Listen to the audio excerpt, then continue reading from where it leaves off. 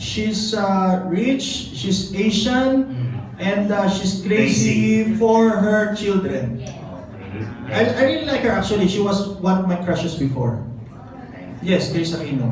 I saw her once in the church. She was with then James Yap, and I saw her. She's very pretty.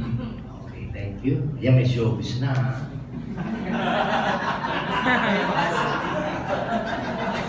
Good afternoon, attorney. My name is Cha of Webmax. I'm a blogger. Nabanggit nyo na nag-loyalty kayo sa iba't-ibang mga teachers, mga ibang personalidad sa country. Ano yun? Pro bono po ba yun? Yes. It depends. Public school teachers, definitely pro bono. Security guards, pro bono. It depends on my clients. So, if I know that this person has money at kulang na yung pera ko, kukunin ko yung kliyente ko na yun. Because I also have a family to raise. I sent my loved ones to school also after my father died. So kailangan ko rin talagang kumita. But the bulk of my practice is into pro bono. Drivers, public school teachers, security guards, even janitor, but janitor mediation lang. No? Sa mediations lang, sa management. So I really, kasi I find satisfaction, fulfillment, kasi hindi rin naman tayo nalalayo sa kanila before. I sent myself to school. Of course, my father died, no? So, alam ko rin yung problem na napakahirap mabuhay. And then, pinagtrabahuan mo naman bakit ayaw ibigay? Kasi usually, yung problem nila Public school teachers, delayed ang sweldo. So, what they do is, they would borrow sa lending companies.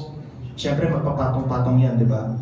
So, okay naman, sabi ko sa kanila, look, ang utang ay utang, bayaran mo. Pero yung kasuhan ka pa ng criminal case dahil hindi ka nakabayad, ibang usapan na yan. So, I want to tread a path that would be righteous to both parties. So, sabi ko sa mga teachers, kung inutang mo, bayaran mo yung utang. Pero kung kinasuhan ka ng criminal na estafa dahil nangutang ka at hindi mo nabayaran, that is another thing. Diyan tutulungan kita sa estafa. So, all cases, there's a large group of public school teachers in Laguna. I was able to dismiss the criminal cases. I think 94 of them, I was able to dismiss. Isang lending company lang ang kalaban namin. I do not want to name names. Criminal, dismiss. Pero yung civil aspect, binabayaran nila. Kasi utang yun Yung nagpautang sa inyo, may pamilya din na binubuhay yun. So yun ang policy ko. But some cases, meron din po akong mga companies, like bus companies, that would fly EDS sa Quiapo, even provincials, yes.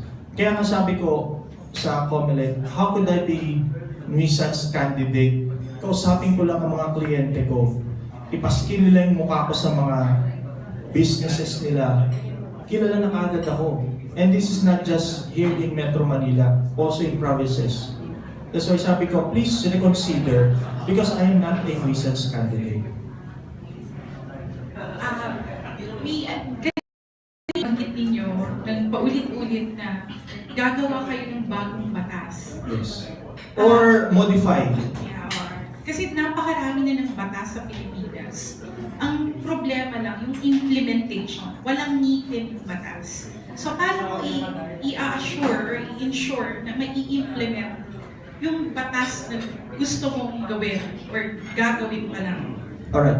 As far as implementation is concerned, it is with the executive department. It is with the president.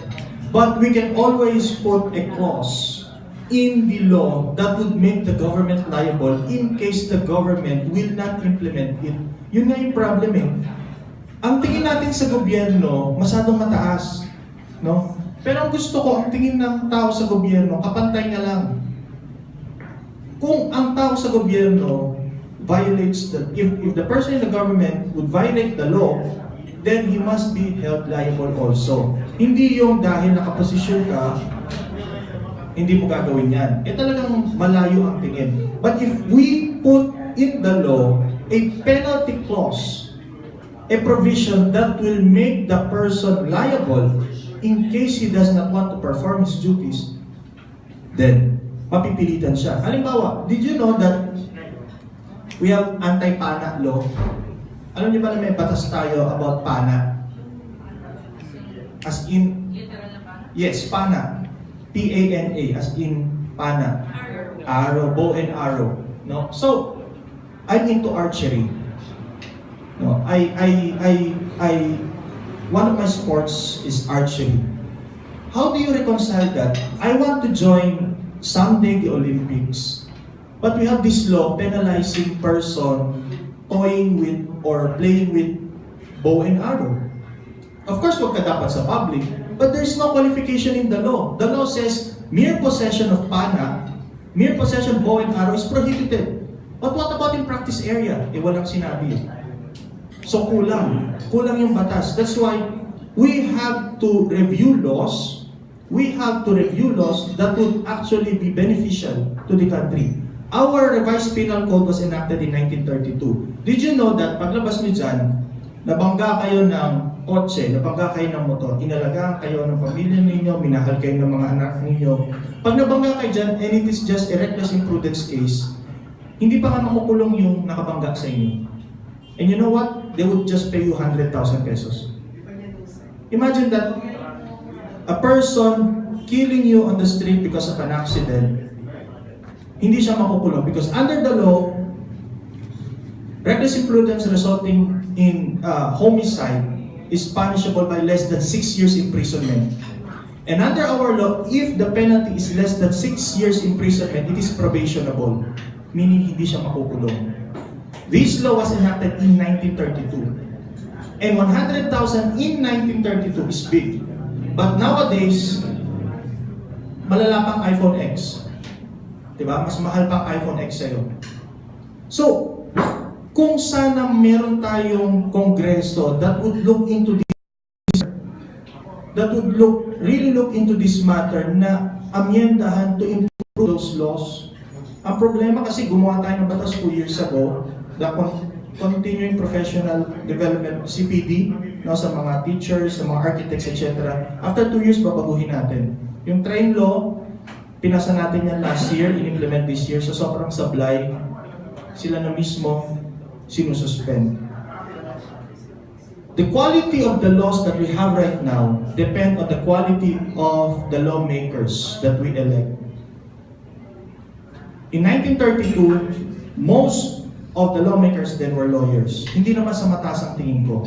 Kasi meron din hindi mga abogado nun. Pero kung i-disqualify ako simply because I'm a lawyer, baka iba ang basis nila.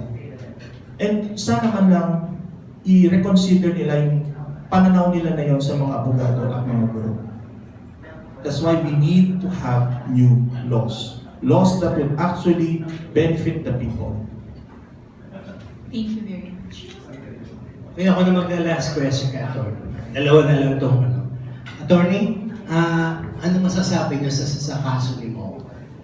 Ay. Ano yun? Maraming yung mga ginawa niya na merong criticize, yung sa federalismo, tapos yung mga nasabing nagsisimula sa fake news, and ikaw, ano? Can you say? Probably, I would want to, in the case of Mo Kauson, he's just saying these things because he's performing, she believes that she's performing her duty. She believes that she's performing her duty by doing all these things. Now, as to whether these things are acceptable, whether these things are legal, whether these things whether she should do these things, that is a different matter.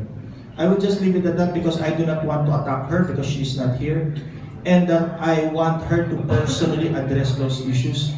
But I think that personally, Miss Uson is actually doing those things because she believes that those are the things that are necessary to perform her duty. She's a Tomasian. She's Tomasian just like I am. Her father is a judge, a lawyer, and her mother is a doctor. Therefore, she comes from a family of, educated family. And I think she's just doing those things because she believes that she's performing her duty. Like I've said, as to the legality, as to the acceptability, that is another thing. Thank you now. Thank you. Yan, at Is least. she actually pretty in person? Is she pretty in person? I haven't seen her. She is, no? Parang maganda siya, no? She's actually Slide. Kasi I only Hindi see her maganda siya. I only see her sa mga ano. Kasi my wife also asked me eh, maganda ba talaga siya? Sabi ko, look at her. Ang ganda niya, oh. But as to the person, I don't know. I haven't seen her. I haven't met her. Oh. I hope someday, probably. Okay. Well, thank you very much, Atty. Siguro last word, bakit kailangan ka naming iboto sa Senado, Atty.? The reason is that the main purpose that I want to run is to improve on the legal system. Like I've said, I want to run for senator to help the people through improved legislation. Not change, but improved legislation. As a senator, the main purpose is to make laws.